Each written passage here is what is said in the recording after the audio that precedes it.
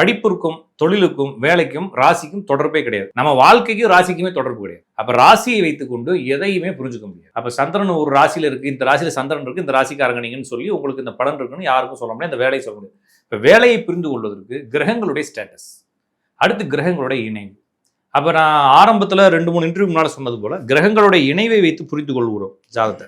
அடுத்தப்புறமா ஒவ்வொரு கிரகங்களும் எங்க பிளேஸ்மெண்ட் ஆயிருக்குன்றதை வச்சு புரிஞ்சுக்கணும். இந்த 2 தான் ரூல். அப்போ ஒரு ஜாதகத்துல ஒரு சில கிரகங்கள் பவர்ஃபுல்லா இருக்கும்போது, பவர்ஃபுல்னா என்ன அப்படின்னா சாதாரணமாக உச்சம்னா பவர்னு சொல்றாங்க, ஆட்சினா பவர்னு சொல்றாங்க, ஒரு நீசமுமே பவர், வக்ரம் பவர், பரிவர்த்தனை பவர். இப்போ ஒரு ஜாதகத்துல இந்த மாதிரி ஒரு ஸ்டேட்டஸ்ல ஒரு கிரகம் இருந்தா அந்த கிரக காரக தொழிலை ஜாதகர் செய்வார். அவ்வளவுதான் சிம்பிள். அப்போ ஒரு ஜாதகம் திறக்கிறீங்க, அந்த ஜாதகத்துல சுக்கிரன் வக்ரமா இருக்கு.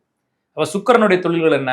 ஆடை, ஆபரணம், அலங்காரம், அழகு பொருள், விளம்பரம், அப்புறமா பணத்தை வைத்து செய்யக்கூடியது. அப்போ மேக்சிமம் இந்த தொழிலை எத்தனை பேர் செய்வாங்க?